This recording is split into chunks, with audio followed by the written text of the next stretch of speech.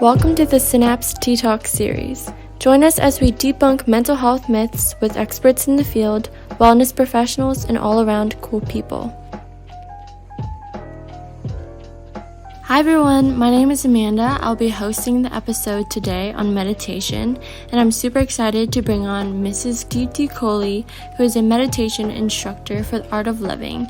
We talk about misconceptions about meditation, how it can benefit us in everyday life, and how to actually get started. So without further ado, let's get on with it. Hi Amanda, it is so great to be here. My name is Deepti and I work with a wonderful organization called the Art of Living. We offer tools to teach people how to meditate, how to go deeper, the importance of breath and all that good stuff. So basically to bring them back to who they are, who their real nature is. Wow, that's amazing. What's the most rewarding part about being a meditation instructor? Well, to see somebody smiling, to take the stress off someone's shoulders is the most rewarding part of being a meditation instructor and a volunteer. Oh, that's amazing. Okay, so this Yeah. podcast series is all about, debunking things that are very stigmatized. And I feel like meditation is Mm-hmm. misunderstood by a lot of people. So can you explain what exactly is meditation? Yes. So meditation for me is really the art of doing nothing. Like we've never been taught how to do nothing, right? Like in school, in colleges, and every time, our parents, our teachers, everyone's expecting us to do something. So we all are so used to doing something. But meditation is really taking a step back. Meditation is rest, total rest. It is the art of letting go. Whatever you're going through, for a few minutes, for a few seconds, just let go of everything and just be in your own company. One thing I would like to say, what is not a meditation, because people think that meditation is concentration. Here I would like to say that no, it's wrong. Meditation is actually the art of doing nothing. It is deconcentration. This is my experience. When we meditate on one thing, we concentrate so much on one thing, it can give us headache and all those sort of problems. Yeah, I feel like all of our lives we're concentrating on something. Like our brain is Yes, constantly trying to process everything, and to meditate yes. is to just kind of let that go. Exactly. Like taking a step back, few minutes of the day, Mm-hmm. when you sit for meditation, just tell yourself that for next 20 minutes, I am nobody. I'm not Amanda right now. I'm not Deepti. I'm not, XYZ. I'm like nobody. And for next 20 minutes, I don't have to do anything because we always have a to-do list, right? I have to do this. But at least for that 20 minutes that you've chosen to meditate, you don't have to do anything. Yeah, I really like how you said that, you're stepping away from who you are and kind of being a third Yeah. person, because that's totally what you're doing during meditation, is just like watching your thoughts pass by Mm-hmm. with no judgment. Yes. No judgment. Yes. Mm. So for people that are looking to meditate, Hmm? what should they expect while meditating and what should they not expect? So the first and foremost thing I would say is do not expect that you will have no thoughts. Okay, because one of the myth is, oh, I'm being bombarded with so many thoughts, I cannot meditate. Thoughts are okay. The main thing here is do not chase the thoughts that you're experiencing, that you're, having right now. The problem comes when we chase our thoughts, when we go behind them. What happens? From one thought to another thought to third to fourth to fifth to sixth, and we think we're meditating, but we are just really, chasing the thoughts. So let the thoughts be there, see the thoughts, but be a witness to them. What's going to happen if you're not going to chase? They will come and they will fade away on their own, without you making an effort. People are like, oh, why am I thinking? I shouldn't be, I'm meditating. I should not be thinking. No, it's okay. It's okay if you're thinking about tomorrow's homework or a job you got to go to. It is okay. Just say, oh, yeah, this thought is coming. Let it come. And you don't give the power, it'll fade away. If you keep practicing, over the time you will see the thoughts become less on their own. Don't look for a place of zero thoughts, because that's never going to happen, right? So do not expect that. Mhm. Do not compare your experience with anybody or with your own self. There's no right, there's no wrong. You're resting. You cannot say your sleep was better than my sleep. How do you know? Right? So do not compare with yourself or with others. The third thing I would say is, again, do not concentrate so much. Just sit there and let go. Just sit there and just, whatever comes. It's okay. You're there in that acceptance mode. You sit there in that mode. You don't have to put an effort. If you're putting an effort to meditate, you're not meditating. I like how you said that everyone's experience is different, and Mm. some days you might not want to feel like meditating and to not be so harsh on yourself. But do you think meditating on like a consistent schedule is important? Yes, I would prefer that, but again, it depends on person to person also, right? On their lifestyle and on their schedule. Many people like to meditate in the morning. When we wake up in the morning, see, our mind is quiet, right? It's fresh, it's quiet. They appreciate meditation at that time, and it also sets a calm and productive tone before the whole day begins for them. Doing Mhm. it early in the morning, just wake up 20 minutes, 30 minutes before the regular time. And some people like to do it after work. That's also fine, because they're like, okay, all day I've been exhausted running here and there, and now I've come home. It's my time to relax. But try to be consistent. So, Yes. So yeah, time yeah. of day is a factor when considering to meditate. What are some other factors? So they say you are what you eat, right? You are what you eat. So what we eat has an impact on our mind, right? When we eat these fresh fruits and fresh vegetables, and like freshly cooked meals, right, that is so good for our body, right? Not just for our body, even for our mind. And do not meditate right after a full meal. You should meditate at least like 2 hours before taking the meal or after that. What happens when we meditate right after a full meal? We tend to go to sleep, and you don't want that. Another factor that I can think of is the company of people. Like, who are you with? Like, are you your friends, your other people who are around you? Like, they have a lot of impact on our mind. Like, see, who are you with? Are you with people who are helping you learn and grow, or are you with somebody who's like vibrating at a low frequency? Take a look around, like, see who are you with, how much are they contributing to you. So these all are not just for meditation, in general also in your life. These are such good Yeah. factors that we should always care for, right? So these are some of the factors that actually affect meditation. Also, breathing is a huge aspect of meditation. Can you kind of go into why it's important, and how it can affect your Yeah. practice? Yeah, breath is like really the key. I'll begin with this example, okay? So if you are feeling very nervous or very fearful, or you're gonna face an interview that you're not sure of, or your big exam, how do you breathe at that time? Very short and Very and unstable. fast. Yes, Yeah. unstable, fast, right? And let's take the opposite scenario. When you go and you're looking at the beautiful sunset, you're at the beach and everything is like so beautiful. You say, wow, right? Now what are we doing here? We're taking a Mhm. long, deep breath, right?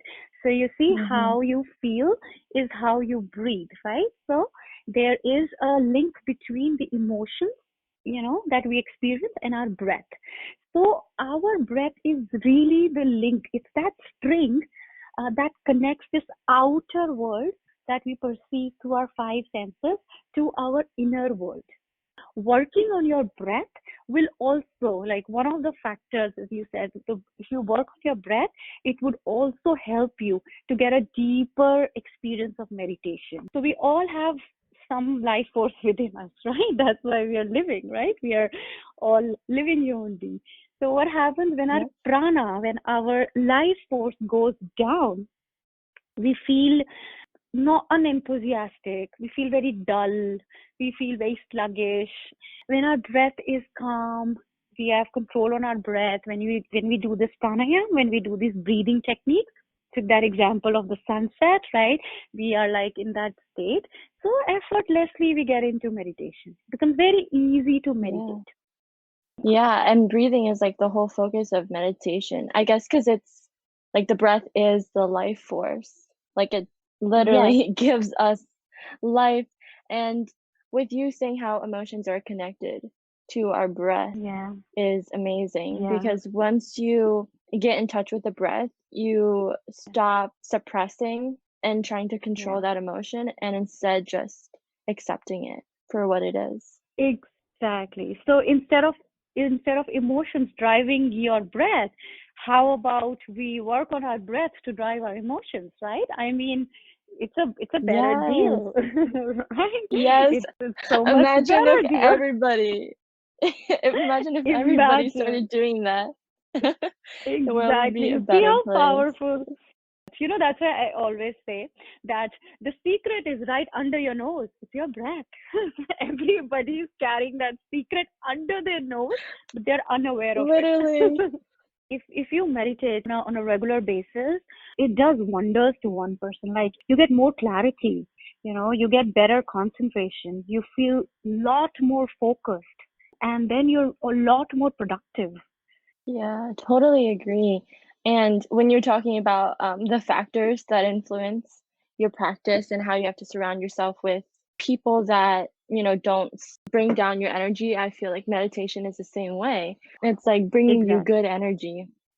Yeah, and you start enjoying your own company so much. You're not always looking at other person to be happy. Isn't that powerful? I mean, that's huge, right? It's amazing. And it's amazing because you don't need much. You literally just need You yourself don't. and a space to Right. practice it. Okay. So there are a lot of myths that we need to debunk about meditation. One of the biggest ones is the I'm too young to meditate myth. What would you like to Okay. say to that? Okay. Tell me one thing, right? You feel that you're too young to meditate, okay? If you're too young, don't you want to have like a more clear mind? Don't you want more focused mind? Don't you want to be more energetic? Don't you want that you should have less stress, Yes. less anxiety, less worries, right? Don't you want to increase your Hmm. intuition power, right? Don't you want to increase your quality of sleep? Right, these are some of the things that are just coming in my mind right now. If the answer to these questions is yes, then no, it is not for a certain age. It is for everyone.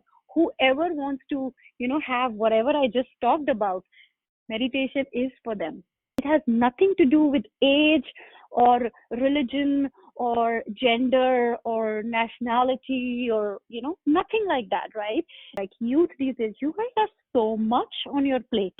You're doing Hmm. so many things at the same time. So I think it's more important for you guys to meditate. Meditation is for everyone. Yes, Period. it is for everyone. Period. Yes, and Yes. because see, nobody has ever taught us how to deal with our emotions, right? There's Hmm. so much emphasis that's given to the work, the assignments, and like grades, and the competition and survival of the best, and all of that. So much importance has been given to that, but no one has ever taught us how to be happy, how to how to deal with failures, Hmm. how to deal with stress. And we all have stress. A 5-year-old also has a stress, and a 95-year-old also has their own stresses, right? But Hmm. nobody taught us how to deal with them. Meditation is one of the ways to deal with them. It gives you that courage to face any challenge. Yeah. Self-acceptance is a huge like lesson that I've personally learned from meditating. because it's like, what else is Absolutely. there to do, really, as you're sitting there just observing and Yeah. accepting your thoughts? So you kind of touched on this a little bit, but people think that meditation is difficult to practice and it has to be implemented for a long time to see Mm. results. See, as I said before, everything needs time, like you plant a tree, like you plant some seeds, the plant will not grow immediately, correct? So you need to keep that self-discipline, you need to keep the faith, and you need to keep the commitment. It's very important to learn how to meditate from somebody who has been meditating for a long time. They will tell you the right steps and they will help you to get you it's like if you try to do that on your own, you'll get there, but it might be a little slow. But if you take someone's help, that will help you to move a little fast on the track. The more you're describing meditation, I'm starting to think it's not just a practice, but like a lifestyle. Like all of these core commitments that you say are Mm. commitments that we can take with life, faith, Exactly. patience, Right. and like what better time to do it than now? Exactly. There is no better time than now. See, another great benefit of meditation is it brings you in the present moment. Because all the time we are either lost in the past or we are worried about our future. And why did I do this? Why did I not do this? The regrets, the guilt from the past, and worries and anxieties of the future. Meditation brings you in the present moment. Happiness is here, like right now. That was amazing. I so appreciate you having this conversation with me. Thank you so much, Mrs. Coley. Not a problem. Inspire Yeah. others, inspire your friends, and like go for a group hmm meditation. It's fun. Go for group yoga. It's so much fun. When you Yeah. meditate, I feel like your energy, you just radiate positive energy. And then all of that, because everything is like is a cycle, just comes back to you. And it's a beautiful thing to Exactly. see. Yeah, I mean, it just helps other people to be happy too. It's infectious, the energy is always infectious. So, all right, awesome. Thank you hmm so much, Amanda. It was great Thank talking to you. you. You've reached the end of the episode. Congratulations! Thank you so much for sitting down with me and spilling the tea. As always, you can check out more episodes on our website, which is simplyneuroscience.org/podcast. We have a multitude of series all under the Synapse, which is a student-led coalition of podcast series that aims to promote dialogue with people from different backgrounds and showcase the interdisciplinary applications of neuroscience and psychology. Whew, that was a lot, but I'm super excited for the next episode, and I'll see you then. Bye!